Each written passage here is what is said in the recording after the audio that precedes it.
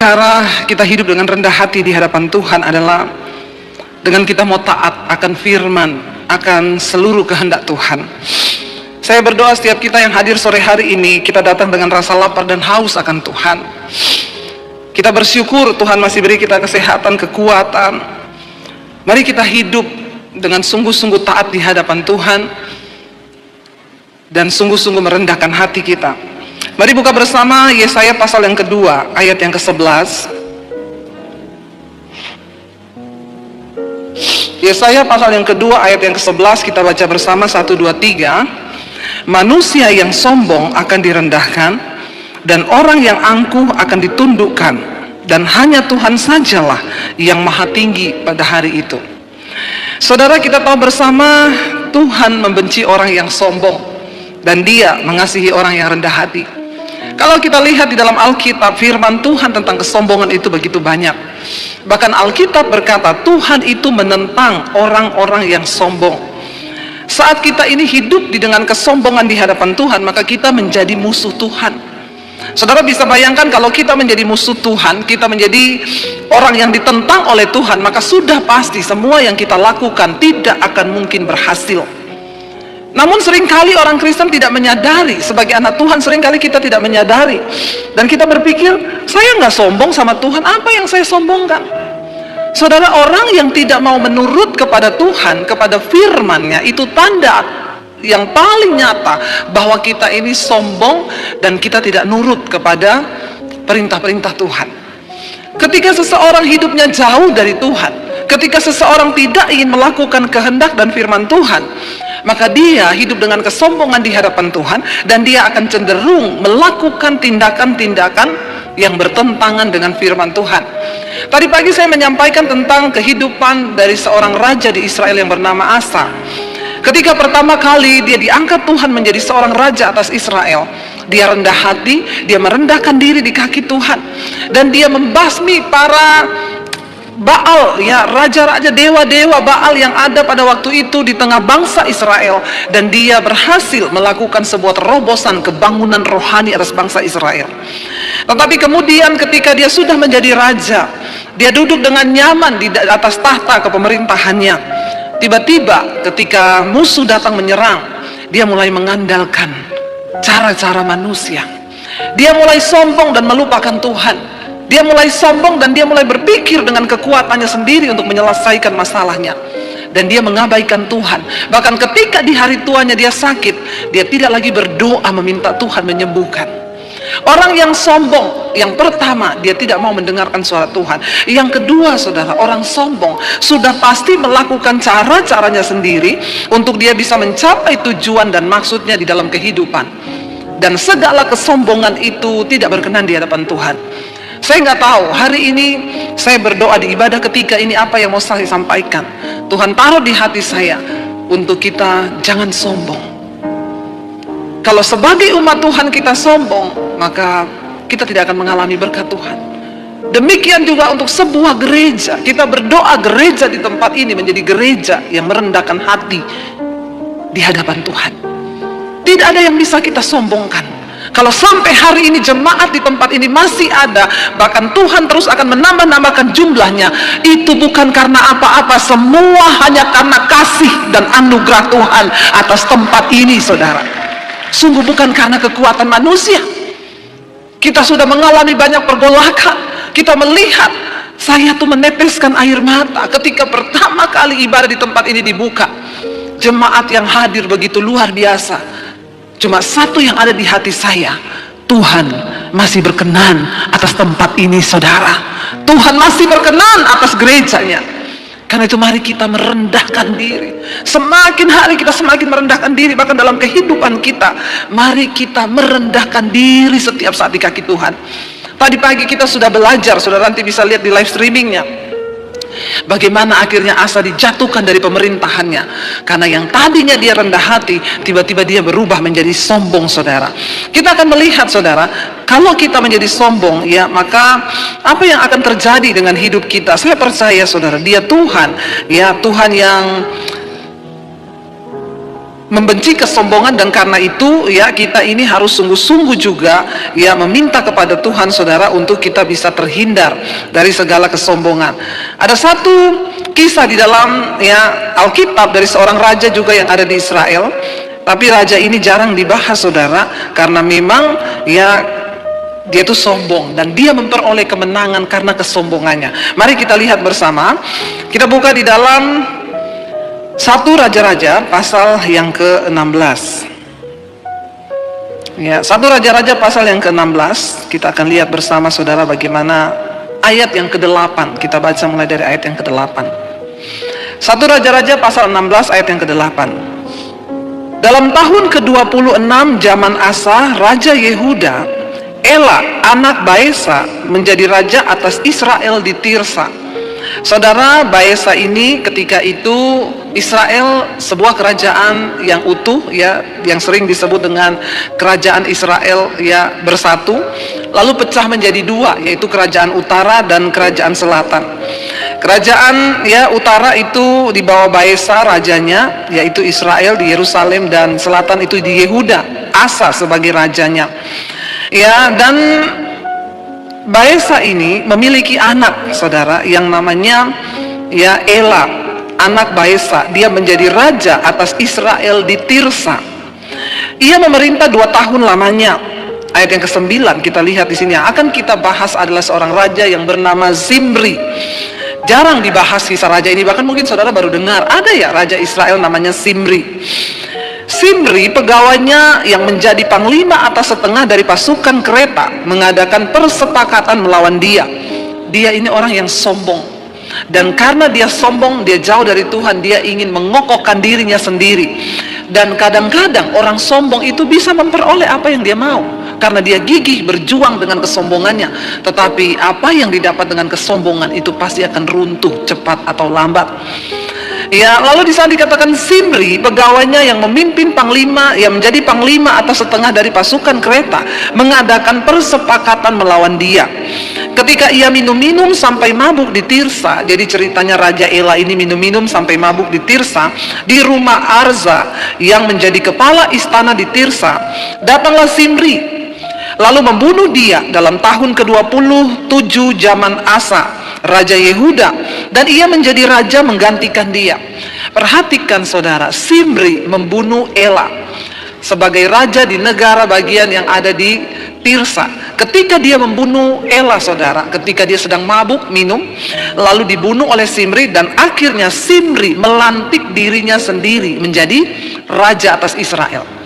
Ingat, kesombongan dapat memicu seseorang untuk mendapatkan apa yang dia mau, dan memang kelihatannya tercapai. Tapi ingat, Tuhan menentang orang yang sombong. Lalu akhirnya Zimri mengangkat dirinya menjadi raja di Tirsa saudara ya. Ayat yang ke-10 dikatakan, datanglah Zimri lalu membunuh dia dalam tahun ke-20 zaman Asa Raja Yehuda, dan ia menjadi raja menggantikan dia. Ayat 11. Pada waktu ia menjadi raja itu, segera sesudah ia duduk di atas tahtanya, ia membunuh seluruh keluarga Baesa. Seluruh keluarga ayahnya Raja Ela, yaitu Baesa, dibunuh mati sama Zimri ini. Ketika dia menjadi raja, ya dia bunuh semua keluarganya supaya tidak ada yang tersisa saudara. Dikatakan di sana, pada waktu ia menjadi raja itu, segera sesudah ia duduk di atas tahtanya, ia membunuh seluruh keluarga Baesa. Tidak ada seorang pun laki-laki pun yang tersisa daripadanya yang ditinggalkannya hidup. Juga kaumnya dan teman-temannya semua dibunuh, yang dianggap berkomplot dengan Raja Baesa dan Ela. Teman-temannya, anaknya laki-laki, keluarganya dibantai habis oleh Zimri. Kenapa? Karena kesombongan dia ingin menjadi raja saudara. Ayat 12, demikianlah Zimri memunahkan seluruh keluarga Baesa sesuai dengan firman Tuhan yang diucapkannya kepada Baesa dengan perantaraan Nabi Yehu. Ya memang sudah dinubuatkan ya bahwa Baesa, karena dia juga jahat, raja ini jahat sehingga anaknya juga Ela mabuk-mabukan, maka keluarga ini akan ditumpas oleh Tuhan. Tidak ada satupun orang yang berdosa yang akan luput dari penghukuman. Lalu kita lihat saudara, akhirnya Zimri mendapatkan apa yang dia mau. Ya, dia menjadi raja, tetapi kemudian kita lihat ayat yang ke-15. Kita lompat ayat yang ke-15. Dalam tahun ke-27 zaman Asa Raja Yehuda, Simri menjadi raja. Dikatakan di sana ia memerintah berapa hari? 7 hari lamanya, nggak bicara tahun. Ia memerintah baru 7 hari lamanya di Tirsa, menggantikan raja yang dia bunuh tadi.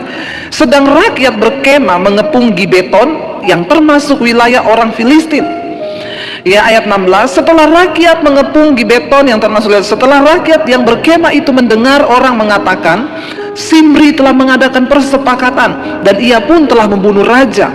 Rakyat dengar, ternyata Simri sudah bersepakat dan dia membunuh Raja Ela, dan sekarang rakyat dengar orang berkata dia sudah melantik dirinya menjadi raja. Lalu rakyat marah, saudara. Mereka ingin membalas dendam kepada Simri sebagai apa yang sudah dia lakukan. Ya, dan ia pun telah membunuh raja. Maka pada hari itu juga di tempat perkemahan seluruh Israel menobatkan Omri, panglima tentara, menjadi raja atas Israel. Karena mereka mendengar raja sudah mati dan Simri sudah mengangkat dirinya menjadi raja dengan kesombongannya, akhirnya rakyat mengangkat Omri. Omri adalah panglima tentara, diangkat menjadi raja atas Israel. 17, kemudian Omri dengan seluruh Israel maju dari Gibeton dan mereka mengepung Tirsa. Ayat yang ke-18, segera sesudah Simri melihat bahwa kota itu telah diserebut, masuklah ia ke dalam puri istana raja. Ia membakar istana raja itu sedang ia sendiri ada di dalamnya dan ia mati. Buah apa yang diterima Simri dari dosa kesombongan yang sudah dia lakukan?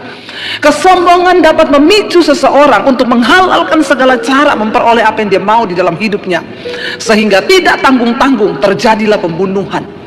Hati-hati, saudara. Orang yang sombong itu diawali dengan apa? Dia tidak mau taat dan tunduk kepada firman Tuhan. Kadang kita bertanya, bagaimana caranya saya sombong, Bu? Waktu engkau tidak menurut kepada firman, itu benih-benih kesombongan sudah ada dalam hidup kita. Ketika kita mendengar firman, ampuni orang yang bersalah kepadamu, lalu kita berkata, enak aja, dia kan yang salah, masa saya harus mengampuni dia? Itu artinya kita sudah memiliki benih kesombongan itu. Kenapa akhirnya Kain membunuh Habel? Karena kesombongan. Dia melihat, kenapa persembahan saya tidak diterima, lalu kenapa ya persembahan Habel diterima? Kain akhirnya membunuh. Perhatikan, saudara, orang yang hidup sombong itu cenderung ingin membunuh orang lain. Mungkin kita tidak memakai pisau membunuh orang, tapi dengan perkataan kita bisa membunuh kehidupan orang lain. Itu yang terjadi dengan Simri. Dia membunuh Raja Ela, lalu dia mengambil tahtanya karena kesombongan menggerakkan dia untuk mendapatkan sesuatu yang dia mau. Apa yang terjadi? Saudara, apa yang kita tabur itu pasti akan kita tuai dalam hidup ini. Karena itu mari kita hati-hati bertindak. Ketika akhirnya Omri dilantik orang rakyat Israel menjadi raja, maka Simri ketakutan. Waktu dia mendengar pasukan Israel sudah menuju kepada istananya dan mengepung kota Tirsa, dia masuk ke dalam istananya, dia membakar seluruh istananya, dan dia bunuh diri bersama dengan keluarganya di dalam istana itu. Sesuatu yang diperoleh dari hasil kesombongan pasti akan membawa kebinasaan. Hari-hari ini banyak orang terpacu untuk ingin menjadi kaya. Ya, apalagi dengan adanya sosial media, kita melihat, wah, orang berlomba-lomba memamerkan kekayaan. Jangan pernah terpancing. Karena Tuhan mencari orang yang rendah hati. Kalau kita yang meninggikan diri, pasti jatuh. Tidak tunggu lama. Simri hanya memerintah sebagai raja 7 hari. Tiba-tiba, saudara, malapetaka besar datang untuk menghampiri dia. Dia tidak siap untuk menghadapi kenyataan dia akan disiksa mungkin oleh tentara Israel. Apa yang dia ambil keputusan? Dia mengakhiri hidupnya dengan bunuh diri di istananya sendiri. Dia membakar seluruh istananya. Alkitab berkata, sesegera sesudah Simri melihat bahwa kota itu telah direbut, masuklah ia ke dalam puri istana raja. Ia membakar istana raja itu sedang ia sendiri ada di dalamnya dan ia mati. Ayat 19 dikatakan di sana, oleh karena dosa-dosa yang telah dilakukannya dengan melakukan apa yang jahat di mata Tuhan, serta hidup menurut tingkah laku Yerobeam dan menurut dosa Yerobeam yang mengakibatkan orang Israel berdosa pula. Selebihnya dari riwayat Simri dan persepakatan yang diadakannya, bukankah semuanya itu tertulis dalam kitab sejarah raja-raja Israel? Jarang kisah ini dibahas, tapi inilah dosa kesombongan yang akan menghancurkan kita. Saudara, bagaimana kita bersikap ketika mungkin kita dihina? Bagaimana engkau bersikap ketika engkau direndahkan oleh keluargamu? Apakah kita marah? Tidak jarang ketika orang Kristen itu mengalami fitnahan atau hinaan dari keluarga, kita marah dan berkata, emang dia belum tahu siapa saya? Hati-hati, cepat minta ampun. Bagaimana kita bersikap sebagai orang rendah hati waktu engkau direndahkan? Terima itu sebagai sesuatu yang memang Tuhan izinkan. Ya, tidak usah berkata di mana harga diriku, belum tahu dia. Mari kita belajar hidup dengan rendah hati. Kenapa saudara? Karena Tuhan akan meninggikan orang yang rendah hati. Kalau engkau mau melihat peninggian dari Tuhan, buang segala benih kesombongan. Orang yang sombong itu suka berbantah dengan Tuhan. Bukan cuma dengan sesama. Kalau dengan sesama udah pasti. Kenapa? Karena orang sombong itu selalu merasa diri benar. Hati-hati para suami. Sebagai laki-laki seringkali kita merasa ya kita harus dihargai, lalu kesombongan kita muncul. Ketika istri memberikan kita nasihat, kita berkata, nggak usah kamu ngomong-ngomong sama saya tahu apa yang saya lakukan. Hati-hati dengan kesombongan. Sebagai istri pun kita harus dengan rendah hati untuk menerima masukan dan nasihat dari suami. Mari kita belajar sebagai anak-anak dalam rumah tangga, hormati ayah ibumu. Itu bagian engkau hidup dengan rendah hati supaya masa depanmu dipelihara oleh Tuhan. Firman Tuhan itu nggak pernah berdusta. Kita belajar dari setiap kisah yang ditulis dalam Alkitab untuk membuat apa? Hidup kita ini semakin bijaksana. Bagaimana cara kita hidup dengan rendah hati di hadapan Tuhan? Mari kita dengar-dengaran akan firman Tuhan. Kenapa? Karena Tuhan itu selalu berbicara. Tuhan menegur dan dia menjawab doa kita. Jangan pernah berbantah dengan Tuhan. Dengan cara apa? Kita nggak nuruti firman-Nya, saudara. Orang yang nggak menurut firman, dia hidup dengan kesombongan di hadapan Tuhan. Coba kita baca bersama di dalam Ayub 33. Ayub 33 mulai ayat yang ke-13, saudara. Ayub 33 ayat yang ke-13 kita baca bersama. Di sana firman Tuhan berkata, mengapa engkau berbantah dengan dia? Ya, kenapa manusia berbantah dengan Tuhan? Bahwa dia tidak menjawab segala perkataanmu. Seringkali ketika doa-doa kita belum dijawab, kita berkata, Tuhan, kenapa engkau gak jawab-jawab? Saya seringkali menerima orang konseling, Bu, saya ini sudah berdoa loh puluhan tahun, kenapa Tuhan gak jawab doa saya? Hati-hati, ya, hati-hati dengan ucapan mulut kita. Jangan sampai kita menjadi orang yang sombong di hadapan Tuhan dengan berbantah dengan Tuhan. Dikatakan di sana ayat 14, saudara, ya, Ayub 33 ayat 14. Karena Allah berfirman dengan satu dua cara, tetapi orang tidak memperhatikannya. Tuhan itu selalu mau mengingatkan kita. Dia berbicara kepada kita, dia menjawab kita itu dengan satu dua cara. Artinya apa? Tuhan itu punya berbagai cara untuk menjawab, untuk menuntun kita, untuk memberitahu kepada kita jalan-jalan yang benar. Tapi seringkali kita ini tidak memperhatikan. Tuhan bisa bicara lewat istrimu, lewat suamimu, lewat anakmu, bahkan lewat siapa saja. Tapi kalau orang sombong, dia tidak pernah akan memperhatikan nasihat. Baik itu datang dari siapa saja, nggak mungkin. Seringkali Tuhan akan menjawab kita lewat orang ngomong, ya lewat apapun. Itu bisa menjadi ketika hati kita terbuka dan kita hidup dengan rendah hati di hadapan Tuhan. Tapi kalau kita ini sudah tertutup hati, kita hidup dengan kesombongan, saudara, maka tidak mungkin dikatakan di sini karena Allah berfirman dengan satu dua cara, tetapi orang tidak memperhatikannya. Orang yang sombong gak mungkin memperhatikan. Ayat 15, bisa lewat apa Tuhan berbicara? Dalam mimpi, dalam penglihatan waktu malam, bila orang tidur, nyenyak tidur, bila berbaring di atas tempat tidur. Ayat 16, maka ia membuka telinga manusia dan mengejutkan mereka dengan teguran-teguran.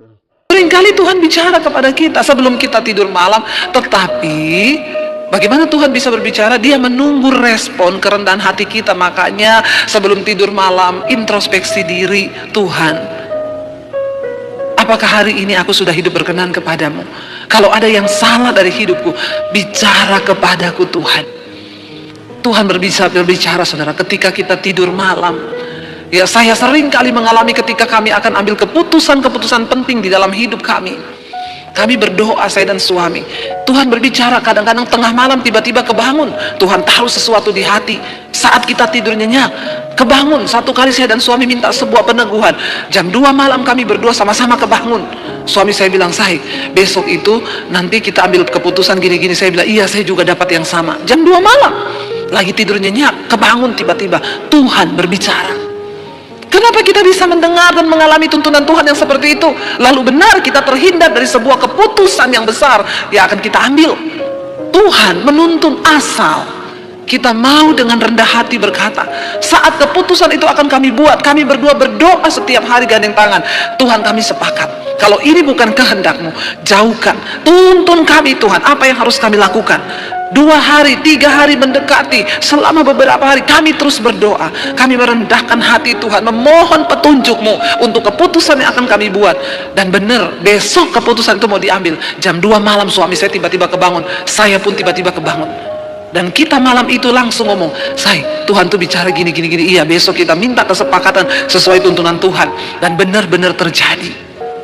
Saudara, Tuhan bisa berbicara asalkan kita dengan rendah hati. Masalahnya, kenapa kita nggak pernah dapat tuntunan Tuhan? Kita tuh berjalan dengan pikiran kita sendiri. Alkitab bilang, terkutuklah orang yang mengandalkan kepintarannya. Tuhan yang tahu masa depan kita. Tuhan yang tahu keputusan yang akan kita buat. Tuhan yang tahu apa yang akan kita ambil. Tuhan bahkan yang tahu segala sesuatu sebelum itu terjadi. Karena itu perlu ingat saudara, Tuhan pegang blueprint, perencanaan hidup kita itu ada di tangannya. Kenapa kita harus cari Tuhan? Kenapa kita harus merendahkan diri? Karena Dia yang pegang buku kehidupan kita. Bahkan kematian kita, itu Tuhan tahu. Kita nggak tahu apa-apa. Makanya kita perlu mendekatkan diri kepada Tuhan. Di sana dikatakan Tuhan bisa berbicara dengan 1-2 cara. Allah berfirman dalam mimpi, dalam penglihatan, waktu malam, bila orang tidur nyenyak, bila dalam pembaringan di atas tempat tidur, maka Ia membuka telinga manusia dan mengejutkan mereka dengan teguran-teguran. Yes, saya sering mengalami. Tuhan mengajari kamu itu gini, dan saya belajar untuk taat melakukan.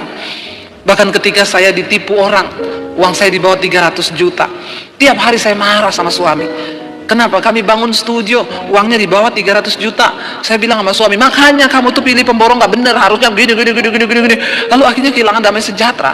Sampai satu waktu, saya sudah merasa tidak nyaman ini. Roh Kudus sudah tidak nyaman. Tiap hari saya emosi mengingat itu. Karena 300 juta saudara, lumayan kan bisa buat beli kerupuk, dimakan 1 RT. Tapi tiba-tiba satu malam saya bertanya, Tuhan, kenapa ini terjadi? Kenapa Engkau izinkan Tuhan? Ini uang untuk bangun studio kami, untuk bisa pelayanan di YouTube. Tiba-tiba Tuhan tuh bicara, lepaskan pengampunan. Kenapa aku izinkan engkau mengalami? Kamu kan sering konseling orang kalau datang, Bu, saya ditipu orang berapa? 5M. Lupakan aja, uang gampang dicari, tapi damai sejahtera itu susah didapat. Sekarang kamu mengalami, kamu bisa nggak melakukan apa yang kamu katakan? Waduh, berat saudara. Tuhan berat. Tapi Tuhan bilang gak ada pilihan, taat, lakukan. Saya berdoa, hari itu saya menangis, ampuni saya Tuhan, jagai hatiku Tuhan, supaya aku bisa melepaskan pengampunan, aku mau menjadi pelaku firman-Mu. Lalu Roh Kudus mulai tuntun, sekarang kamu SMS orang itu, kamu bilang bahwa kamu melepaskan pengampunan. Saya ambil HP, saya SMS orangnya, saya tadinya kepahitan sama kamu, saya jengkel sama kamu, saya marah sama kamu, terkutuk kamu. Tapi hari ini Tuhan tegur saya lepaskan pengampunan buat kamu. Nggak sampai di situ, sudah mau selesai, saya mau kirim, Roh Kudus ngomong, tulis. Dan mulai hari ini saya tidak akan tagih uang itu. Saya bilang, kalau itu tunggu dulu Tuhan. Lumayan 300 juta. Roh Kudus ngomong, tulis itu. Ngomong, tulis sekarang. Dengan berat hati. Tapi saya mau merendahkan diri. Saya tulis, dan mulai sekarang bergetar tangan saya. Dan mulai sekarang, stop dulu, tarik nafas. Ada harga yang harus dibayar. Waktu kita mau merendahkan hati, mendengarkan suara Tuhan. Saya tulis, dan mulai hari ini saya tidak akan tanya kamu pertanggungan jawab. Karena tiap hari saya, mana pertanggungan jawab? Dia balas, notanya belum kekumpul, banyak yang hilang. Saya balas, besok saya tunggu. Besok seperti itu, damai sejahtera hilang. Waduh, semuanya saudara. Tapi akhirnya saya mau belajar taat. Saya bilang, mulai sekarang saya tidak akan tanya lagi uang itu urusan kamu dengan Tuhan. Tapi satu nasihat saya, bertobat. Dah, besok pagi bangun iblis ngomong, tanya uangnya. Waduh, daging itu saudara, daging. Saya bilang, enggak, dalam nama Yesus. Enggak, dalam nama Yesus. Akhirnya saya hapus aja kontaknya, biar saya tidak terpengaruh untuk nanya-nanya. 1 minggu kemudian saya dapat berkat, ada orang ngasih saya mobil baru, yang harusnya itu keluar dari uang saya sendiri, tapi orang kasih. Berapa minggu kemudian ada orang memberkati untuk pembangunan studio kami. Apa yang tidak pernah kita pikirkan. Coba kalau saya marah-marah terus, saya nggak mau dengar apa yang Tuhan ngomong. Kalau saya nggak taat, nggak merendahkan hati untuk melakukan firman Tuhan, saya berbantah dengan Tuhan. Saya bilang, enggak Tuhan, berat Tuhan, saya nggak mau, saya akan tagih terus. Karena ada teman saya yang ngomong, butuh jasa penagih nggak? Dia bilang, nggak dosa bu, kita nagih utang nggak dosa. Sudah mau tergiur saya, tapi saya ingat Tuhan bilang, jangan. Setelah saya lepaskan pengampunan, berkat Tuhan mengalir saudara. Tepuk tangan buat Tuhan. Saudara, jadilah orang yang rendah hati di hadapan Tuhan. Jangan suka berbantah dengan Tuhan. Lalu dikatakan di sana saudara, ayat yang ke-17, untuk apa Tuhan menegur kita? Untuk menghalangi manusia dari perbuatannya dan melenyapkan kesombongan orang. Tuhan itu menegur, firman Tuhan itu berbicara untuk apa? Untuk menghalangi manusia dari perbuatannya dan untuk, dikatakan di sana, melenyapkan kesombongan mereka. Kenapa tadi ya Raja Simri bisa membunuh seperti itu? Karena kesombongan menguasai dia sehingga perbuatannya akhirnya melakukan sesuatu yang tidak berkenan. Tekan setiap kesombonganmu. Juga buat bapak-bapak, seringkali bapak-bapak itu dipimpin logika. Kesombongannya terlalu tinggi. Dalam bisnis engkau membuat perhitungan dan engkau pikir ini sudah benar, ini perhitungan saya. Diberkatilah orang yang merendahkan hatinya di hadapan Tuhan. Diberkatilah orang yang rendah hati, tetapi terkutuk orang yang tinggi hati. Untuk melenyapkan kesombongan orang, ayat 18, untuk menahan nyawanya daripada liang kubur dan hidupnya daripada maut oleh lembing. Dengan penderitaan ia ditegur di tempat tidurnya dan berkobar terus-menerus bentrokan dalam tulang-tulangnya. Saudara, seringkali Tuhan menegur lewat sakit penyakit. Bisa jadi itu teguran Tuhan. Ya, ada orang datang sama saya, bu, saya batuk-batuk nggak sembuh-sembuh. Bapak merokok? Iya. Ya itu pak, berhenti rokoknya. Itu teguran Tuhan. Masa sih bu, doakan bu supaya batuk saya sembuh? Enggak, biar saya tumpang tangan, tumpang kaki sama bapak. Nggak bakal sembuh batukmu kalau bapak masih tetap merokok. Tubuhmu itu bait Allah. Tuhan berbicara lewat sakit penyakit. Di tempat tidur orang terbaring. Sadar saudara, jangan terus hidup dengan kesombongan. Orang-orang yang gak mau terima kebenaran dikatakan jangan merokok, jawabannya apa? Saya ini kalau merokok malah mati loh bu. Ada orang Kristen yang seperti itu. Kalau engkau mau lihat Tuhan pelihara hidupmu hari-hari ini, mari taat kepada firman-Nya. Mari tundukkan hati kita kepada Tuhan. Kita lihat 1 Samuel pasal yang kedua ayat yang ke-10. 1 Samuel pasal yang kedua ayat yang ke-10, firman Tuhan berkata di sana, orang yang berbantah dengan Tuhan akan dihancurkan. Atas mereka ia mengguntur dari langit. Tuhan mengadili bumi sampai ke ujung-ujungnya. Ia memberi kekuatan kepada raja yang diangkatnya dan meninggikan tanduk kekuatan orang yang diurapinya. Daripada kita jadi orang yang melawan Tuhan dan dilawan Tuhan, berbantah dengan Tuhan, lebih baik kita menjadi orang yang diurapi dan diangkat tinggi oleh Tuhan. Orang yang rendah hati akan diangkat tinggi Tuhan, saudara. Karena itu saya berdoa, biarlah segala kesombongan kita dihancurkan Tuhan. Ya, kita baca satu ayat lagi, Yesaya 45, sambil saya undang para imam musik maju ke depan. Yesaya 45 ayat yang ke-9. Baca bersama, firman Tuhan berkata, 1, 2, 3. Celakalah orang yang berbantah dengan pembentuknya, dia tidak lain dari beling periuk saja. Adakah tanah liat berkata kepada pembentuknya, apakah yang kau buat? Atau yang telah dibuatnya, engkau tidak punya tangan. Waktu kita hidup dalam kesombongan dan tidak mau taat kepada Tuhan, kepada firman-Nya, itu artinya kita berbantah dengan Tuhan. Firman ini berkata, celaka orang yang berbantah dengan pembentuknya. Kita ini hanya tanah liat, kita ini hanya hembusan nafas. Sekali Tuhan bilang napas kita berhenti hari ini, berhenti saudara. Kenapa Tuhan masih beri kita kesempatan hidup? Supaya kita punya waktu untuk bertobat, supaya kita bisa belajar hidup rendah hati di hadapan Tuhan, supaya kita banyak introspeksi diri hari-hari ini. Ingat, kita ini hanya tanah liat. Celakalah orang yang berbantah dengan pembentuknya, dia tidak lain dari beling periuk saja. Di mana ada periuk yang membantah pembuatnya dan berkata, kamu bikin apa saya?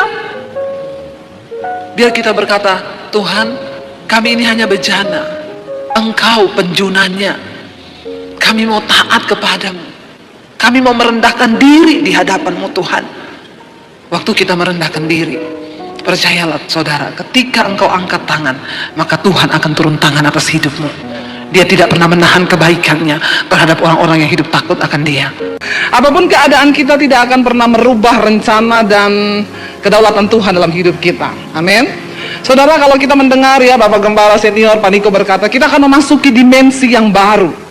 Ya, seringkali ketika mendengar kata memasuki dimensi yang baru, yang ada dalam benak kita tuh apa? Dapat mobil baru, rumah baru, ya, apalagi yang baru, promosi yang baru, ya. Karena semua manusia itu mau menikmati yang baik. Amin enggak? Tapi pernahkah kita membayangkan bahwa untuk kita bisa memasuki dimensi yang baru, yaitu dimensinya Tuhan, tidak segampang waktu kita menghayal dan berhalusinasi untuk memperoleh berkat-berkat Tuhan. Kenapa saudara? Karena dimensi Tuhan dengan dimensi manusia itu sangat jauh berbeda. Ya, Alkitab berkata, rancanganku bukan rancanganmu, jalanku bukan jalanmu, dimensiku bukan dimensimu. Nah, untuk bisa memasuki dimensi Tuhan, dimensi berbicara tentang ukuran. Ukuran Tuhan dan ukuran manusia itu berbeda. Amin saudara. Untuk bisa mengalami sesuatu yang baik dari Tuhan, masuk ke dimensi yang baru bersama Tuhan, ada harga yang harus kita bayar. Ada daging yang harus tersalibkan. Ada perasaan yang harus dikorbankan. Mari kita berhenti menjadi orang Kristen yang picik, yang selalu berpikir, oh ikut Tuhan itu enak. Ya, yang tadinya naik motor jadi naik mobil, yang Avanza jadi ganti Innova, yang Innova ganti Alphard, yang Alphard ganti motor. Karena terkutuk saudara. Ya, ayo kita punya paradigma yang benar tentang mengikut Tuhan. Untuk bisa masuk dalam dimensi Tuhan, itu ada harga yang harus kita bayar. Karena yang pertama, ukuran Tuhan dengan ukuran manusia itu berbeda. Ya, ukuran Tuhan dengan ukuran manusia itu berbeda. Apakah kita sanggup mencapai ukurannya Tuhan? Itu yang menjadi pertanyaan. Ketika Abraham mendapat janji bahwa dia akan memperoleh anak, seorang anak perjanjian yang akan meneruskan keturunannya, dia bahagia terima janji itu. Semua orang kalau terima janji seneng nggak? Seneng. Apalagi yang janji itu Tuhan. Kalau yang janji teman kita bisa ditepati, bisa tidak. Kebanyakan makanya jangan pegang janji manusia, pasti kecewa. Jangan berharap pada manusia, termasuk keluarga sendiri. Berharaplah hanya pada Tuhan. Karena Tuhan itu tidak menepati janji. Janji manusia itu, ya, kalau anak zaman now bilang jambu, janji busuk. Ya, tapi kalau Tuhan itu nggak pernah janji busuk. Ketika Abraham diberi janji akan memperoleh seorang keturunan, lalu dia tunggu janji Tuhan itu. Waktu Abraham terima janji Tuhan, maka untuk bisa melihat itu tergenapi, tidak ada cara lain, dia harus masuk dalam dimensinya Tuhan. Mempercayai sesuatu yang belum kelihatan. Bukan cuma belum kelihatan, istrinya sudah menopause, sudah mati haid. Kalau zaman sekarang kita dengar orang menopause, mana bisa punya anak? Saudara percaya nggak? Tapi bagi Tuhan tidak ada perkara yang, sampai istrinya bilang begini, yang nggak mungkin lah saya punya anak. Saya ini sudah mati haid, saya ini sudah tua. Dimensinya Sarah nggak bisa masuk dalam dimensinya Tuhan. Orang yang tidak masuk dalam dimensinya Tuhan tidak akan pernah melihat janji itu tergenapi. Tapi Tuhan perhitungkan iman Abraham. Karena Alkitab mencatat, sekalipun tidak ada dasar untuk berharap, Abraham tetap percaya. Beranikah saudara masuk dalam dimensinya Tuhan? Beranikah engkau mempercayai sesuatu yang belum tentu terjadi, tapi engkau mengimani janji Tuhan? Orang Kristen harus masuk dalam dimensi Tuhan. Milikilah pengalaman iman bersama Tuhan. Amin. Supaya engkau mengalami Tuhan. Bukan cuma itu, supaya engkau punya pengalaman pribadi, dan itu akan menjadi modal engkau mengikut Tuhan. Sehingga engkau berkata, di dalam segala perkara aku sudah melihat Tuhanku adalah Tuhan yang dahsyat dan luar biasa. Tapi sayangnya banyak orang Kristen ya nggak mau masuk dalam dimensi Tuhan, maunya yang instan. Bagaimana kita bisa melihat janji Tuhan? Mari naikkan level imanmu. Mari mulai belajar mempercayai Tuhan di dalam segala hal. Karena bersama dengan Tuhan kita dapat melakukan segala perkara. Waktu saya dibawa pindah dari Solo ke Jakarta, saudara, itu bukan hal yang mudah. Disitulah saya belajar mempercayai Tuhan. Kenapa? Ya saya cuma berjalan mengikuti Tuhan. Waktu itu kami di Solo sudah punya rumah, menikmati rumah baru dengan kenyamanannya. Lalu tiba-tiba dapat suara Tuhan bahwa saya akan dibawa keluar dari kota Solo. Saya mulai berdoa, saudara, ya. Wah, serius, saya mulai waktu itu merasa saya masih penuh pelayanan loh, masih khotbah terus tiap hari. Tapi saya merasa ada sesuatu di dalam hati. Lalu saya ambil doa puasa, lalu saya mulai berdoa, bertanya apa yang Tuhan mau. Lalu ketika saya berdoa, Tuhan mulai kasih tahu ke saya bahwa kamu harus pergi dari kota ini. Ada banyak orang-orang itu, saudara, kalau saya cerita begini, ya orang Kristen, enak banget ya dengar suara Tuhan. Disuruh pergi dari kota Solo, itu gimana caranya dengar suara Tuhan? Loh, saudara percaya Tuhan apa enggak? Saudara percaya Tuhan masih bisa berbicara? Saudara percaya bahwa Tuhan itu hidup dan rencananya itu nyata?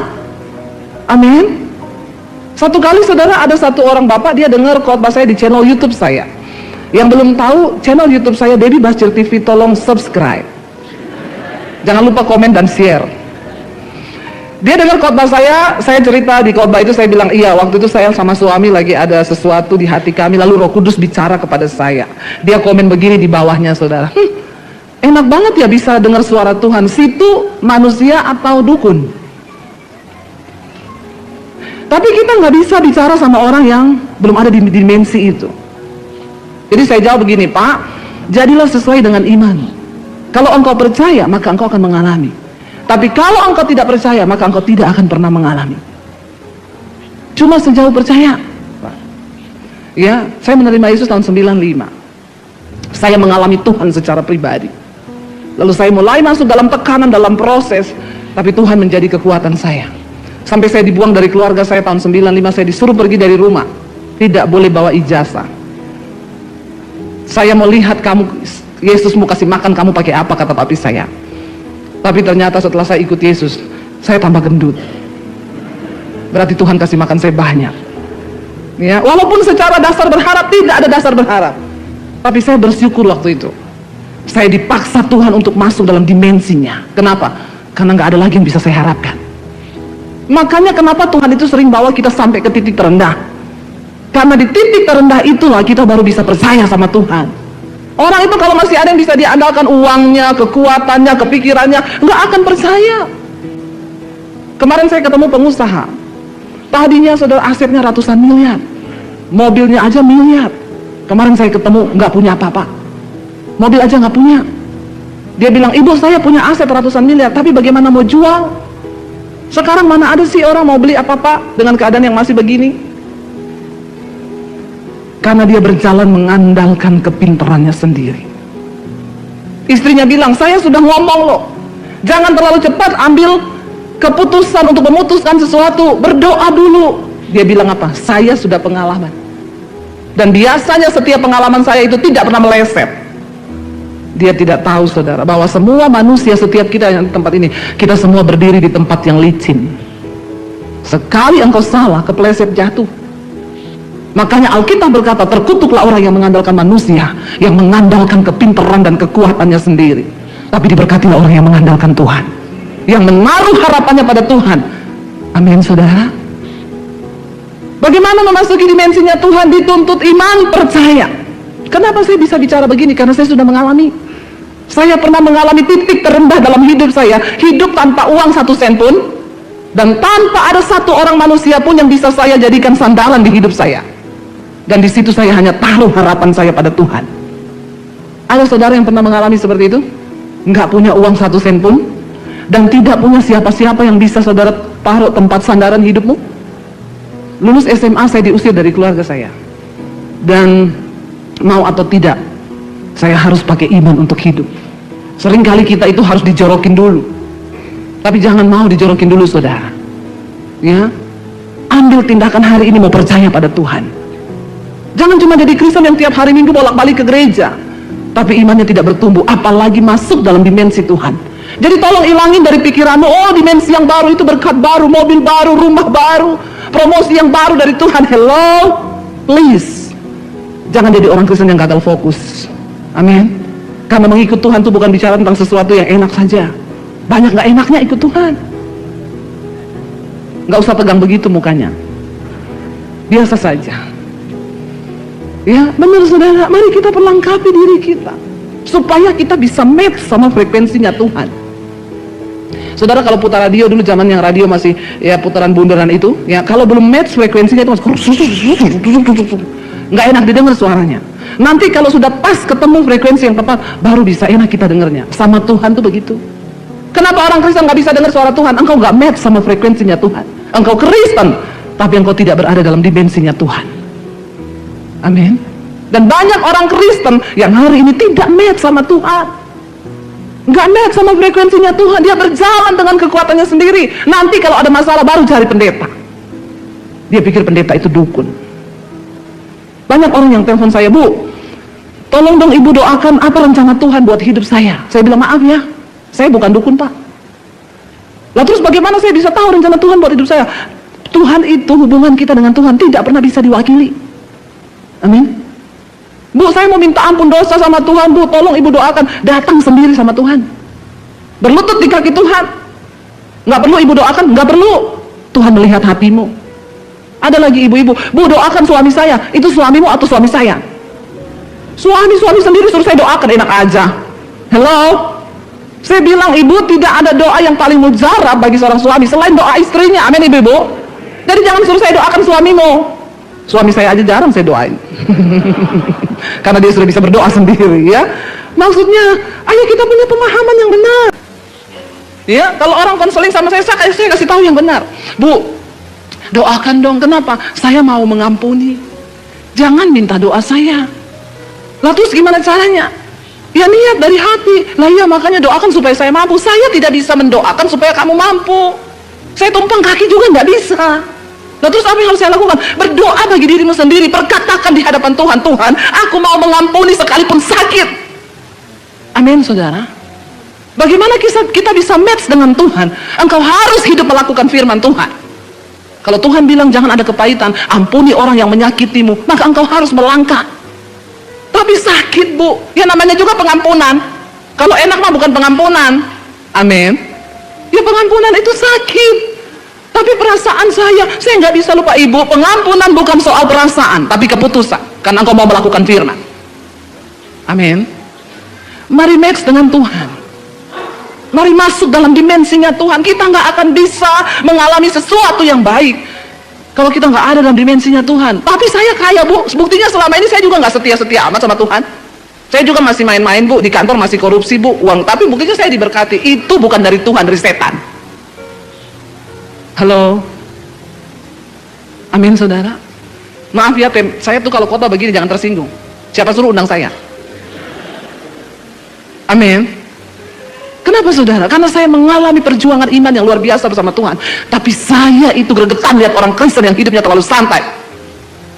Ya, mahal harga keselamatan itu Tuhan beri gratis, tapi kita harus bertindak untuk bisa menjaga dan memperolehnya. Kenapa? Karena iman tanpa perbuatan itu mati. Amin. Orang Kristen itu terlalu santai. Mungkin karena nggak ada tantangan. Saya perlu berdoa supaya saudara semua mengalami tantangan. Bagaimana bisa masuk dalam dimensinya Tuhan? Maka bersiaplah. Akan ada daging yang berteriak. Akan ada proses yang berat.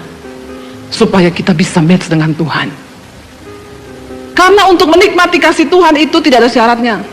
Saudara bikin dosa, saudara minta ampun, diampuni. Tapi untuk menikmati berkat Tuhan, itu ada syaratnya. Yesus bilang, carilah dahulu kerajaan Allah dan kebenarannya, maka semua itu ditambahkan kepadamu. Amin. Jika kebenaran menjadi barisan depanmu, maka kemuliaan Tuhan akan mengikuti engkau. Jadi kita nggak perlu cari kemuliaan itu. Kenapa? Itu akan mengikuti waktu kita hidup dalam kebenaran. Tapi orang Kristen sekarang terbalik, yang dia cari kemuliaan, dia nggak peduli dengan kebenaran. Maka kalau engkau mencari kemuliaan, engkau sedang berjalan mundur semakin jauh dari Tuhan. Tapi jujur, kita di dunia ini yang kita cari apa? Alkitab berkata, kalau engkau mau masuk dalam dimensi yang baru, pikirkanlah perkara-perkara yang ada di atas, di mana Kristus duduk di sebelah kanan Allah Bapa. Pikirkan semua itu, jangan pikir yang di bumi terus. Tapi orang Kristen dibuat rempong, dibuat susah, dibuat stres karena mikirin bumi. Kita lupa bahwa suatu saat kita semua akan tinggalkan bumi ini. Dan tidak ada satupun yang akan kita bawa. Semua akan kita tinggal. Lalu bapak itu yang di YouTube saya, saudara, dia bilang gini, Bu, situ dukun, enak banget bisa dengar suara Tuhan. Beberapa waktu kemudian saya khotbah, dia komen lagi, setiap komen nyelekit. Tapi saya selalu balas dengan tenang. Saya bilang, iya Pak, saya berdoa supaya Bapak juga mengalami. Satu kali dia minta nomor telepon saya. Saya kasih nomor HP saya. Di YouTube saya kasih semua orang yang minta nomor HP saya. Jadi saudara bayangkan kalau yang nonton khotbah saya 200.000 dan saya kasih nomor HP saya, itu yang konseling berapa banyak? Ya, dan nggak usahlah semuanya, ya separuh atau seperempatnya aja.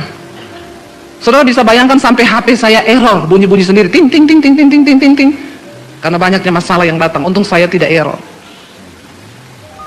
Satu kali bapak itu WA saya, dia bilang gini, Bu, saya ini orang pintar. Saya bilang, banyak minum tolak angin ya Pak? Karena kan orang pintar minum, ya. Dia bilang, enggak, maksudnya saya tuh sekolah di Amerika. Titel saya Amerika, saya sekolah di Australia. Saya itu mencari, mempelajari tentang Tuhan, Bu. Saya ikut seminari, saya ikut teologi. Saya pengen mempelajari Tuhan. Tapi saya dengar khotbah Ibu, di mana Ibu berkata, Tuhan itu tidak bisa dipelajari, tapi harus dialami. Itu yang saya tidak punya, Bu. Semakin saya belajar tentang Tuhan, pengetahuan saya tentang Tuhan semakin banyak. Dan ternyata itu bikin saya tambah sombong. Semakin arogan. Setiap kali dengar khotbah orang, saya nilai, oh ini, no. Untung saya ini nggak pernah berkhotbah sesuai ilmu. Karena saya hanya mengalami Tuhan. Saya bilang sama bapak itu, Pak, saya bukan orang yang pintar. Karena memang saya jarang minum tolak angin. Tapi saya mengalami Tuhan. Dan dari pengalaman saya mengalami Tuhan, saya mengenal siapa Tuhan. Dan ketika saya mengenal siapa Tuhan, saya mengalami Dia berjalan bersama dengan saya dalam hidup saya. Dia bilang, iya Bu, saya sangat terpukul ketika saya dengar satu kalimat yang Ibu bilang, jangan pelajari Tuhan, karena engkau tidak akan memperoleh apa-apa. Sebab Tuhan itu tidak bisa dipelajari, tapi harus dialami. Dan yang harus Bapak lakukan cuma satu, buka hati di hadapan Tuhan. Dan berkata, Tuhan, ini hidupku. Masuk dalam hidupku, supaya aku bisa mengalami Engkau. Amin, saudara. Jangan terjebak dalam rutinitas kekristenanmu. Rugi. Hidup manusia cuma 70 tahun kata Alkitab. Kita udah berapa tahun jadi Kristen? Berapa banyak pengalaman pribadi yang kita alami bersama dengan Tuhan? Orang itu kalau mau masuk dalam dimensinya Tuhan, saudara, saya mau kasih gambaran gini, roket itu kalau mau menuju ke luar angkasa, itu yang sangat sulit ketika dia mau menembusi atmosfer bumi. Dia mengeluarkan seluruh power, kekuatannya itu dia pakai benar-benar sampai gitu. Tapi ketika dia tembusi atmosfer bumi, dia tidak perlu power lagi. Dia tinggal melayang, mengorbit, melakukan tugasnya tanpa kekuatan. Waktu engkau mulai masuk dalam dimensi Tuhan, engkau tidak lagi hidup diperas dengan kekuatan pikiranmu. Kenapa? Karena Tuhan menunjukkan jalan-jalannya. Kalau kita berjalan di dalam jalannya Tuhan, aman gak saudara? Bisnismu dalam jalannya Tuhan aman? Aman. Alkitab berkata, Tuhan bergaul karib dengan orang yang takut akan Dia. Dan jalan-jalannya diberitahukannya pada mereka. Saya minta tolong tim multimedia bisa carikan ayat ini buat saya. Tadi saya tidak mau membacakan ini, tapi biar kita ngalir aja bersama Tuhan ya. Tuhan bergaul karib dengan orang yang takut akan Dia, dan jalan-jalannya diberitahukannya kepada mereka. Saya bilang sama Bapak itu, Pak, bagaimana Bapak bisa mengerti jalan Tuhan? Bagaimana Bapak bisa tahu? Nah, ini Mazmur 25 ayat 14 kita baca sama-sama. Tuhan bergaul karib dengan orang yang takut akan Dia, dan perjanjiannya diberitahukannya kepada mereka. Ada yang jalan-jalannya diberitahukannya kepada mereka. Saya mau kasih tahu sama saudara. Ya, adapun emas yang dibawa kepada Salomo itu 1 talenta sama dengan 32 kilo. 1 talenta emas 32 kilo. Yang dibawa kepada Salomo itu setiap bulan, setiap tahun dikatakan tadi berapa? 66 talenta. Ya, coba kalau saudara kalikan kilo lalu dikalikan gram, itu jatuhnya 21.312 kilogram setiap tahun. Ya, 21.300. Kalau dikalikan gram, taruhlah emas 800 ya, atau sekarang 1 juta ya kayaknya ya, kita mainlah di angka 1 juta. Ya, berarti saudara setiap tahun ya, kalau kita kali 40 tahun aja langsung ya, Salomo berkuasa 40 tahun. Itu sekian 800 sampai 900, hampir 900 triliun setiap tahun. Itu baru emas yang dibawa kepada dia, belum termasuk yang disetor sama raja-raja, bupati-bupati, bahkan raja Arab. Jadi saudara, setiap tahun emas yang pasti dia miliki itu 800 triliun. Belum termasuk dia punya kapal-kapal yang berlayar saudara, yang ambil rempah-rempah, ambil semua kekayaan. Itu hanya yang dicatat saja setiap tahun dia dapat. Orang terkaya di dunia kekayaannya sekarang 3.500 triliun sekian. Salomo dalam waktu 1 tahun 800 sampai 900 triliun. Ya, belum dikali dengan istana yang dia bangun, emas-emas yang dia punya, kayu aras, minyak mur, semua kekayaannya dia. Makanya benar Alkitab berkata, tidak ada orang terkaya lagi selain Salomo yang pernah ada di dunia. Bayangkan lu, dia menulis tertawa sia-sia. Ya, tertawa itu bodoh. Coba kita lanjutkan ayat yang Pengkhotbah pasal 18, pasal 2 tadi. Ya, sekarang kita sudah sampai di dia mencoba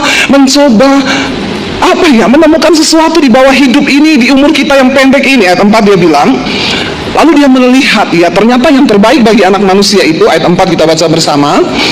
Lalu aku melakukan apa? Pekerjaan besar, mendirikan rumah-rumah.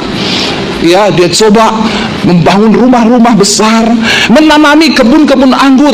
Dia coba bergerak di bidang properti, perkebunan. Ya, anggur zaman itu mahal saudara. Ayat 5 dia bilang apa? Aku mengusahakan bagiku kebun-kebun dan taman-taman, dan menanaminya dengan rupa-rupa pohon buah-buahan. Ya, dia mencoba mencari kesenangan nih, properti, perkebunan, semua pertanian. Lalu nggak cukup di situ, ayat 6, aku menggali bagiku kolam-kolam untuk mengairi dari situ tanaman pohon-pohon muda. Ayat yang ke-7, aku membeli budak-budak laki-laki dan perempuan, dan ada budak-budak yang lahir di rumahku. Aku mempunyai juga banyak sapi, banyak kambing domba, melebihi siapapun yang pernah hidup di Yerusalem sebelum aku. Dia bergerak sampai ke peternakan. Ya, budak dia punya banyak saudara. Zaman itu orang kaya itu punya banyak budak. Salomo punya semuanya. Ayat 8 dia bilang di sana apa? Aku mengumpulkan bagiku apa?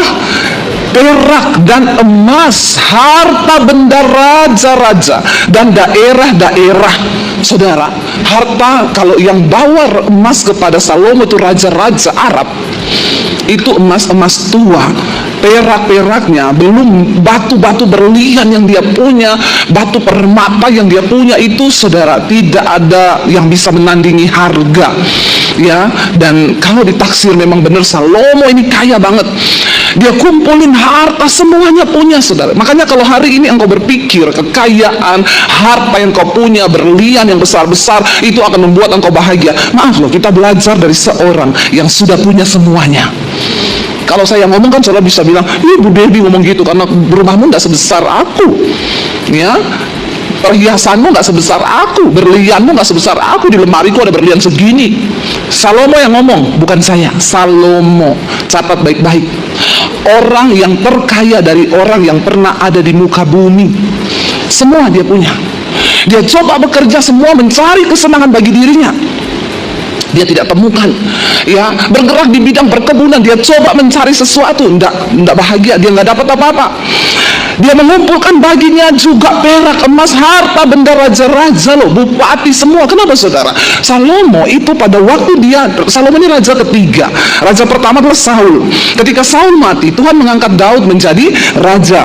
Lalu ketika Daud itu mengalahkan semua tanah-tanah, dia rebut untuk Israel, dan Daud itu tangannya banyak darah karena dia banyak bunuh untuk merebut tanah.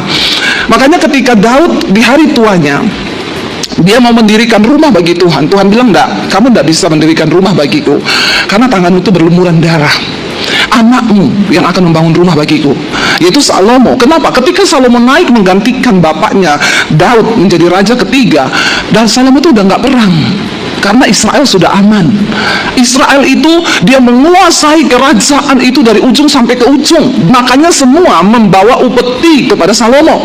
Bupati, raja-raja Arab, Mesir, semua menyerahkan emas. Bahkan Salomo kawin sama anaknya Firaun, raja Mesir. Ya, jadi saudara, dia banget kaya-kayanya luar biasa. Tapi ketika Salomo mau menjadi raja, satu hal yang dia minta sama Tuhan, dia berdoa, dia bilang apa? Tuhan, aku minta kepadamu bukan kekayaan, aku minta kepadamu hikmat, agar aku bisa menjalankan pemerintahanku itu dengan hikmat yang dari Tuhan.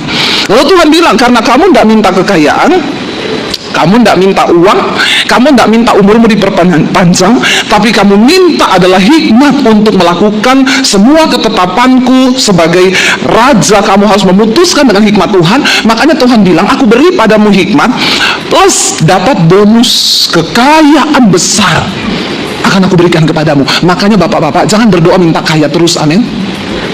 Kalau kau berdoa minta kaya, mungkin kau bisa kaya, tapi kau stres dengan kekayaan itu. Berdoa minta hikmat Tuhan. Ketika engkau berdoa minta hikmat Tuhan, bonusnya dikasih kekayaan. Ya, jangan cuma kejar uang, kejar harta, kejar kekayaan. Engkau sedang salah fokus. Ketika engkau bekerja, berbisnis cuma dengan tujuan satu, cari uang, dan uang, kaya, dan kaya, engkau sedang gagal fokus. Kau gak bakal dapat apa-apa. Tuhan bilang, karena kau minta hikmat untuk bisa melakukan tugas sebagai raja sesuai dengan ketetapanku, maka aku beri hikmat engkau. Dan bonusnya kekayaan, kehormatan, dan kemuliaan. Wow, enggak saudara?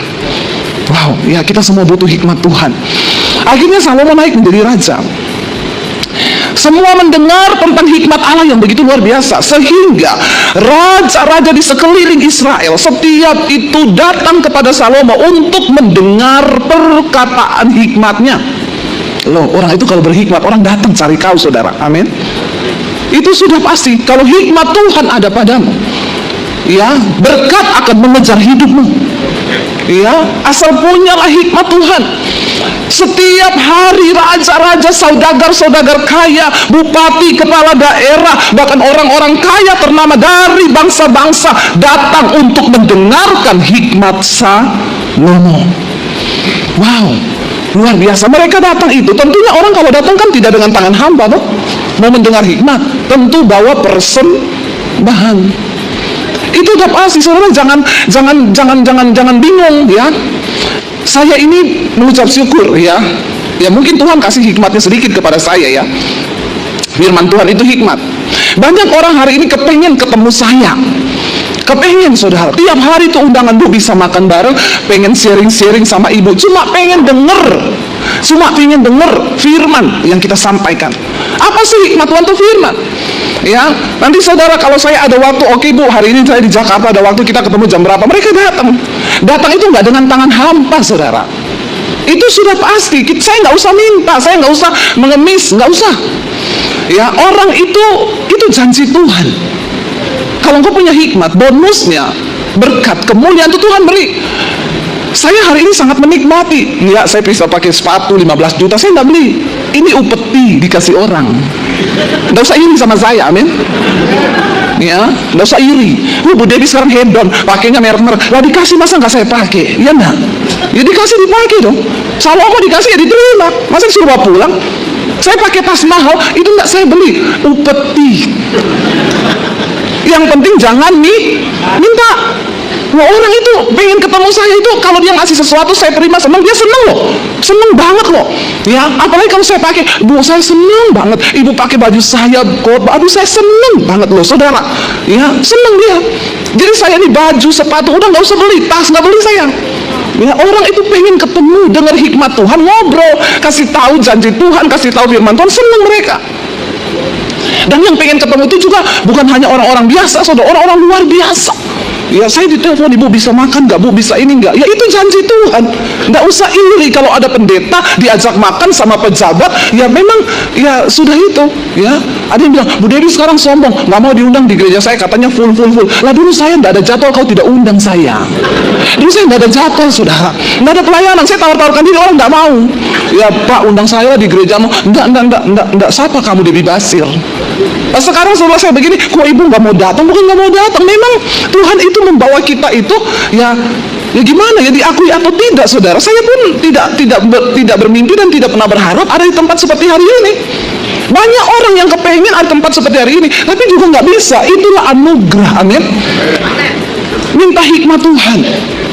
Salomo nggak bisa menolak. Orang bupati datang, raja-raja Arab datang minta janji. Pasti sekretarisnya Salomo bilang, Pak, Raja Arab, saya mau ketemu Raja Salomo, kapan ya saya mau datang bawa upeti, mau dengar hikmat, kata Alkitab. Maaf ya Pak, ini Raja Salomo sudah full, bisanya tahun depan, mau enggak? Iya enggak? Iya, bayangkan semua saudagar orang kaya-kaya pengen ketemu. Ya pasti ada jadwalnya. Ya ada jadwalnya. GSJS gue minta tiap bulan, nggak bisa Pak.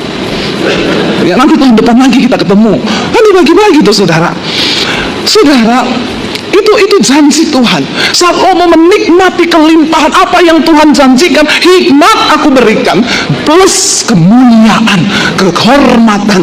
Orang akan mencari engkau karena hikmat Allah yang ada di dalam dirimu, kata Tuhan.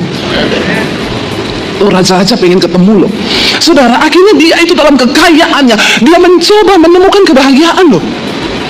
Kurang apa coba? Dihormati raja-raja, semua datang mendengarkan. Dia bangun rumah-rumah besar, dia bikin pertanian kolam, diairi, tanami pohon-pohon, berharap dia bisa menikmati hidup. Tapi ternyata enggak juga. Ayat 8, aku mengumpulkan bagiku juga perak dan emas, harta benda raja-raja dan daerah-daerah. Lalu dia bilang gini, aku mencari bagiku apa? Biduan-biduan dan biduanita dan yang menyenangkan anak-anak manusia, yakni banyak gundik. Dia undang semua penyanyi terkenal datang ke istananya nyanyi. Mungkin hari ini kalau sudah ada Salomo, Inul diundang. Ya, diundang penyanyi-penyanyi terkenal. Siapa? Justin Bieber diundang. Biduanita. Pasti yang nyanyi depan Raja Salomo bukan penyanyi yang fals. Amin. Penyanyi terbaik. Karena dia berpikir akan dapat penghiburan, kebahagiaan dalam jiwanya. Lalu bukan cuma itu, dan yang menyenangkan anak-anak manusia, yaitu banyak gundik. Memang ternyata menyenangkan ini bagi bapak-bapak ya. Ya, tapi bukan bapak-bapak di sini ya. Amin ya bapak-bapak ya. Karena ada istrinya di samping. Banyak gundik itu menyenangkan loh, Salomo bilang loh ya. Jadi tidak usah bilang pura-pura, tidak. Memang yang menyenangkan zaman dulu kan boleh, orang punya istri banyak, apalagi raja. Ya, bayangkan tercatat Salomo itu punya wanita yang di sampingnya itu berapa, saudara? 700 gundik, 300 istri. Jadi 1000 totalnya. 1000. Kalau ketemu satu hari 3 tahun setengah baru ketemu. Ya, 3 tahun setengah ketemu 1. itu 1000. Bapak-bapak mau punya gundik 1000? Mati kau, mati. Nggak usah 1000, 2 saja. Coba kau selingkuh, punya peliharaan 2, 1 istri sah, 1 selingkuhan, pasti kau kena serangan jantung. Cekot-cekot jantungmu ya. Siapa bilang enak? Nggak enak. Ini Salomo loh, orang kaya yang sudah menulis ini. Ya kaya banget, boleh, dia raja, bebas mau pilih siapa aja dia mau nikahi, semua yang tercantik dari semua wilayah. Seleksi untuk menjadi gundiknya Salomo tidak gampang, dan hampir semua istri dan gundiknya itu semua putri-putri raja. Badannya harum, di Mesir, tinggi-tinggi, cantik-cantik, saudara. Ya mirip-mirip saya begini. Masalah buat lo, masalah. Kayaknya kok tertawanya mengejek sekali ya. Salomo itu 700 loh. Dia coba mencari kebahagiaan hati, panggil penyanyi, undang penyanyi, bikin rumah, bikin taman, bikin ini, ya punya banyak gundik. Ayat yang ke-9. Dengan demikian aku menjadi besar, bahkan lebih besar daripada siapapun yang pernah hidup di Yerusalem sebelum aku. Dalam pada itu hikmatku tetap tinggal di dalam dia, hikmat Tuhan itu.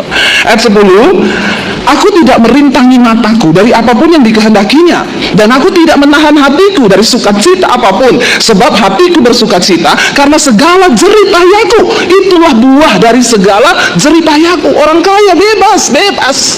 Ya dia lihat berapa itu tas? Ya 4 triliun beli. Kalau saudara masih pakai yang cuma 1M, nggak usah sombong, nggak usah. Salomo itu tasnya 4 triliun, amin. Orang Indonesia itu ya baru pakai harganya 1M, jalannya udah beda. Ketemu orang nggak mau senyum, alergi. Ya, apalagi ada yang mereknya begitu, tapi belinya di pasar Atom. Lebih sombong lagi kau, pakai palsu, kepalanya diangkat tinggi. Nggak usah ya.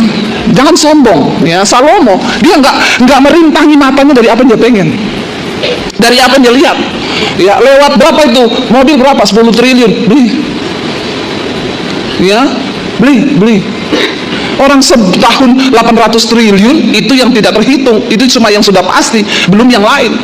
Bebas, orang kaya mah bebas, betul nggak? Saya mau bilang hari ini supaya kita ini nggak usah sombong. Kalau baru punya kekayaan belum 1 triliun udah sombong. Belajar dari Salomo, amin. Nggak usah sombong. Semua yang kita punya ini hanya anugerah Tuhan. Dan dengar apa yang Salomo ngomong hari ini, ya membuka mata kita. Ya dia nggak pernah menghalangi matanya dari apa yang diinginkan. Ya beda sama kita kan. Saya sama suami kalau jalan di Plaza Indonesia, keren tuh kemeja, mundur, lihat harganya berapa, 4 juta, mahal. Ngeri. Ya kami merintangi mata kami dari apa yang diingininya.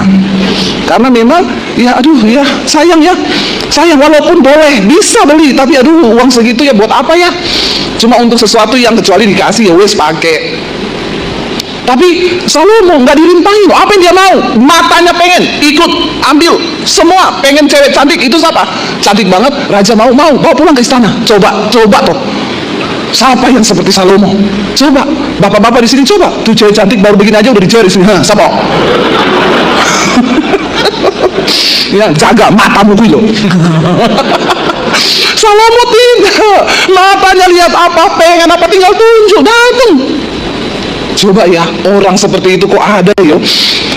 Ayat dia bilang kenapa? Karena semua jeripayahku itu, semua ini aku dapat karena jeripayahku. Itulah buah dari segala jeripayahku. Dia memang bekerja ya, dia pantaslah dia raja. Ayat 11.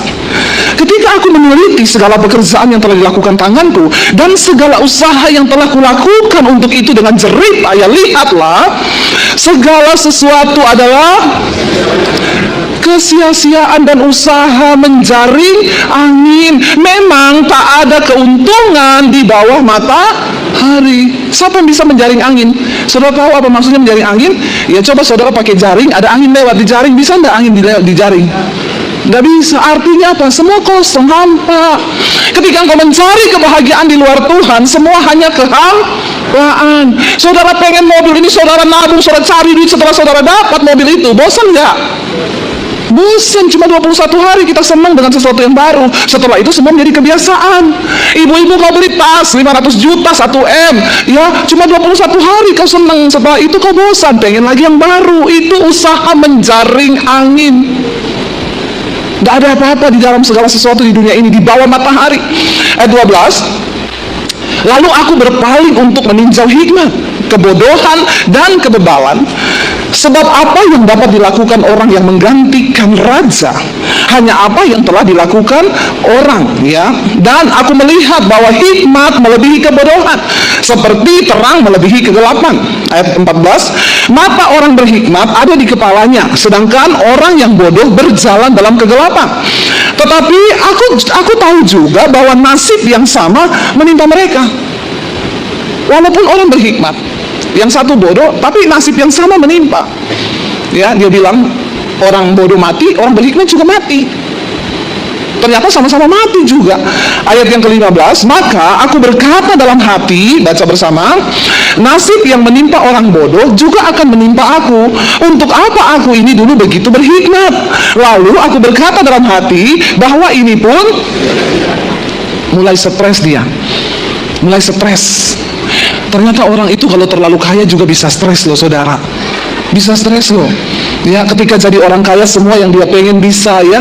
Makanya saya bilang sama suami saya, kita ini dulu saudara punya uang, ya, punya uang, mau beli, dulu belum punya uang, ya, kalau lihat Starbucks itu pengen beli, nggak bisa beli karena nggak punya uang. Waduh, kopi kok harganya segitu, beli beras dapat 2 kilo. Nggak jadi, sayang, biar bisa buat beli susu anak. Sekarang ya bisa beli, tapi diet. Ya ampun, minum kayak gitu ya, kita ini lagi diet loh, perut makin besar, badan makin berat.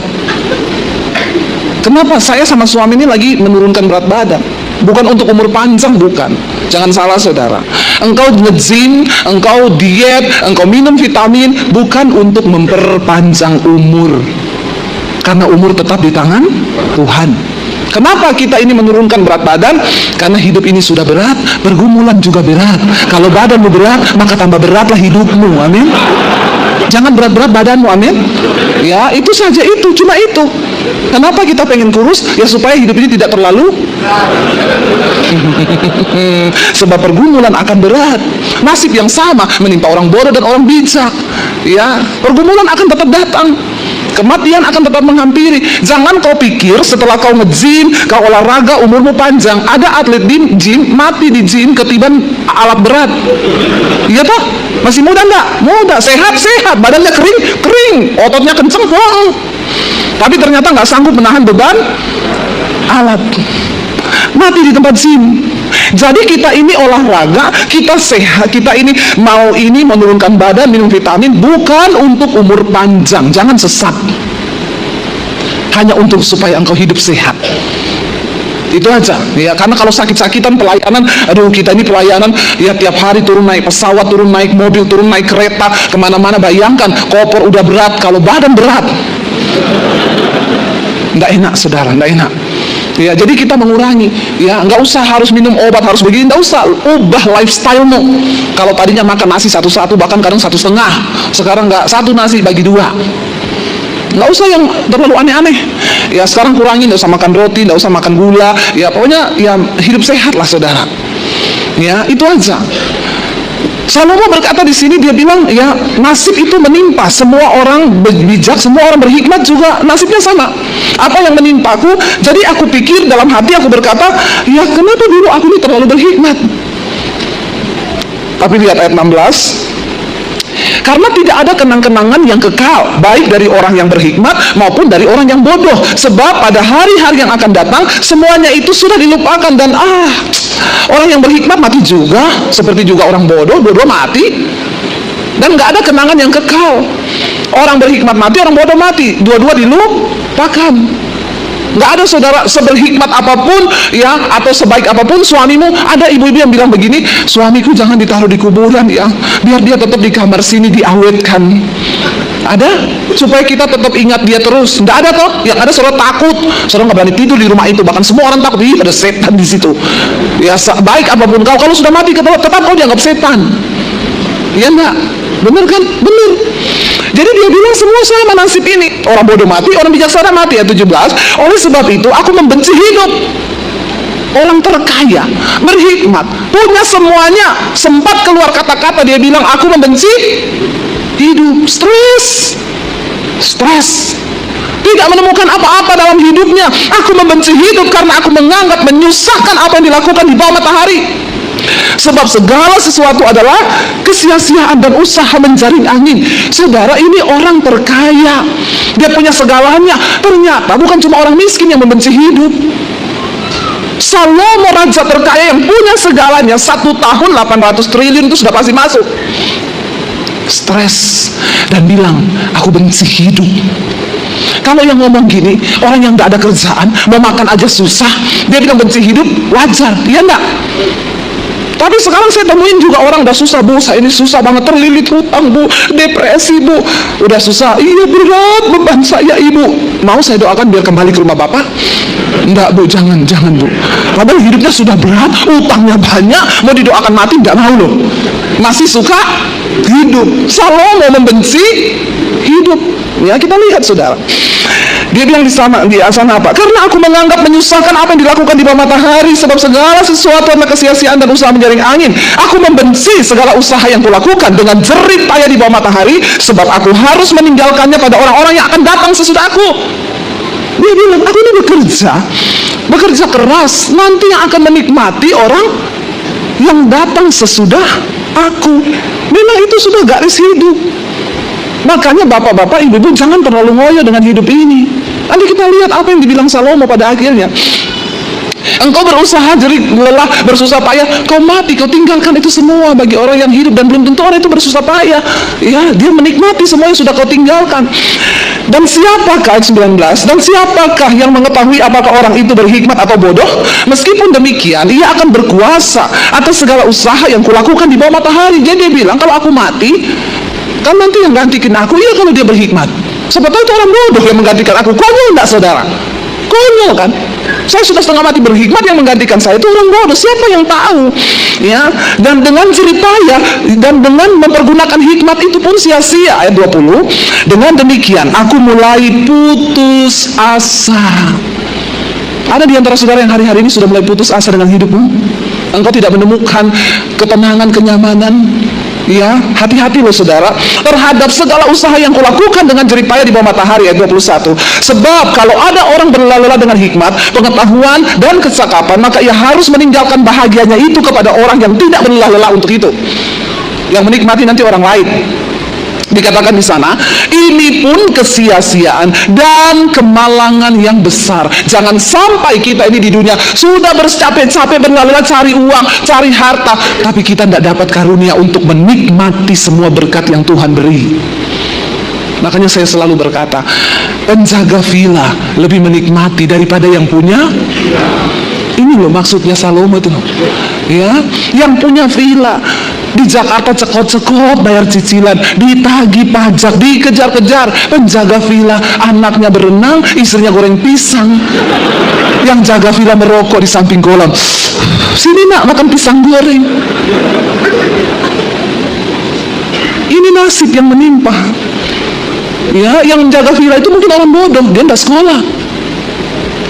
Tapi yang berhikmat, yang sekolah, dia bekerja untuk yang bodoh ini. Tapi yang menikmati siapa?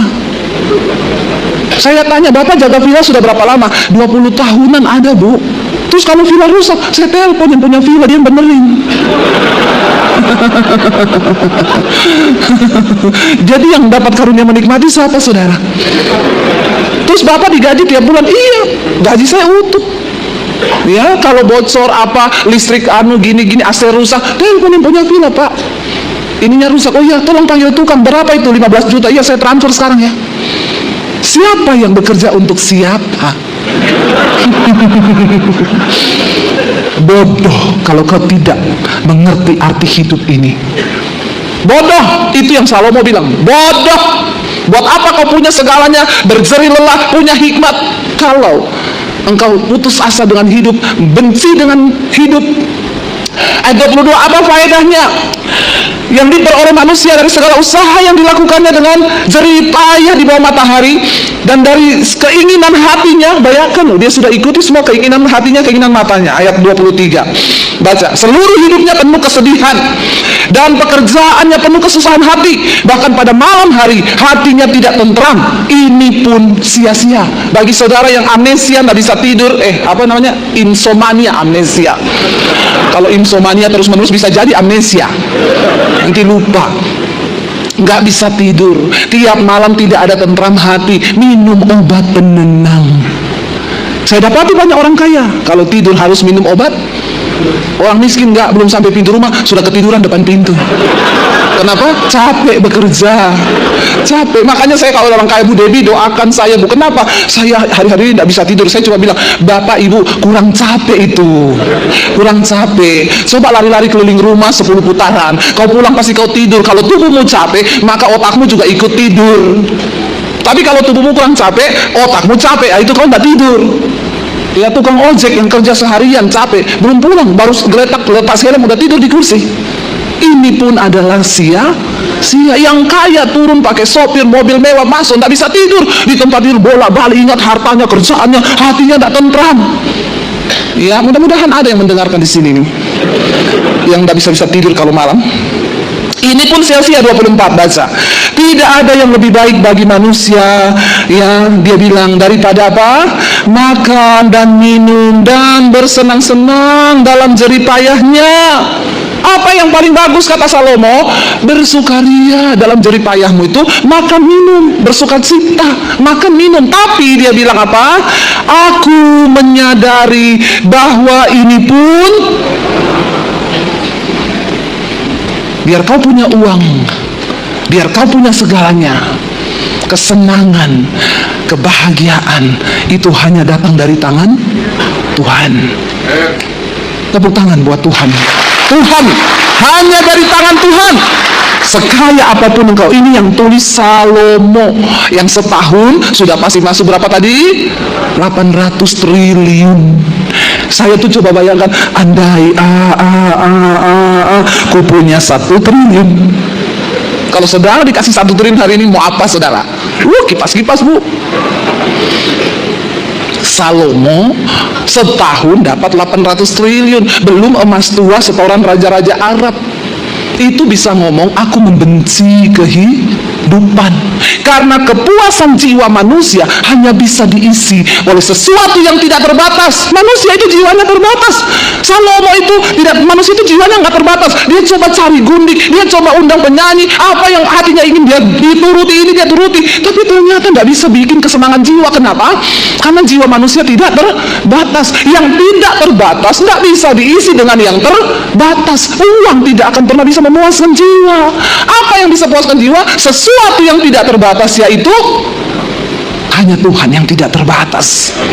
Dia bilang yang terbaik bagi manusia makan, minum, bersenang-senang dalam jerih payahnya di dunia ini. Tapi aku pun menyadari bahwa itu hanya datang dari tangan Tuhan. Ayat 25, karena siapa dapat makan dan merasakan kenikmatan? Siapakah yang dapat makan dan merasakan kenikmatan di luar Tuhan? Tidak ada, saudara. Engkau mau sekaya apapun, kalau engkau di luar Tuhan, semuanya percuma. Tapi sebaliknya, engkau punya uang pas-pasan, engkau makan hanya apa yang ada, cuma tempe goreng sama sambal. Tapi kalau engkau berada di dalam Tuhan, itu pun suatu kebahagiaan di dalam Tuhan. Hanya Tuhan yang sanggup memberi kenikmatan di dalam hati manusia. Makanya kita nggak bisa ukur kebahagiaan orang dari harta yang dia punya. Ada orang kaya banget, mobilnya mewah, jalan sama istri, nggak teguran, ya, pakai jam 3 miliar, tasnya 2 miliar, semuanya miliar-miliar. Tapi rumah tanggamu nggak bahagia, ya, sama istri nggak pernah omongan, sama anak-anak nggak pernah bercanda, duduk bersama, makan, tertawa. Kalau di restoran duduk, semua pegang HP, anaknya pegang HP, istrinya pegang HP, maknya pegang HP. Itu tanda-tanda.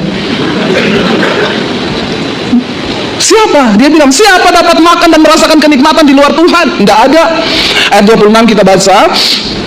Karena kepada orang yang dikenannya ia mengaruniakan hikmat, pengetahuan, dan kesukaan. Apa yang harus kita kejar di dunia ini? Jadilah orang yang berkenan di hadapan Tuhan. Kepada orang yang dikenannya, dia akan beri hikmat, pengetahuan, dan kenikmatan, kesukaan itu ada. Ya, tetapi orang berdosa nih yang suka bikin dosa angkat tangan, yang masih suka selingkuh, yang masih kepahitan, masih melakukan segala dosa, tetapi orang berdosa ditugaskannya untuk apa? Menghimpun dan menimbun harta, bahkan sesuatu yang kemudian harus diberikannya kepada orang yang dikenan Allah. Makanya jangan menjadi orang berdosa. Ya, yaitu kayak penjaga villa sama yang punya villa. Penjaga villanya dikenan Tuhan, yang punya villa ini tidak dikenan, hidup dalam dosa. Hartanya disuruh Tuhan, diperintah, ditugaskan Tuhan orang ini untuk bekerja agar orang yang dikenan ini boleh menikmati berkat. Dia yang berusaha, dia yang berjerih lelah. Ya saudara, engkau punya banyak karyawan, karyawanmu 3.000 atau berapa, 100, 200. Karyawanmu bahagia, kau tidak bahagia. Kau ditugaskan Tuhan untuk bahagiakan karyawanmu, karena karyawanmu dikenan Tuhan dan kau tidak dikenan Tuhan. Ngeri nggak hidup? Hati-hati loh, jangan kau pikir kau bahagia. Orang yang cuma makan tempe tahu di rumah, bisa jadi dia lebih bahagia daripada engkau, karena dia diberi Tuhan, dikenan Tuhan, dikasih kesukaan di dalam hatinya. Kesukaan itu nggak bisa kita beli dengan uang, nggak bisa. Jangan sampai engkau berdosa, engkau kaya, tapi kau ditugaskan untuk menghimpun, menimbun kekayaan, cari uang yang kemudian harus kau berikan kepada orang yang dikenan Allah. Ini pun adalah kesia-siaan dan usaha menjaring angin. Kalau engkau mengerti, hidup itu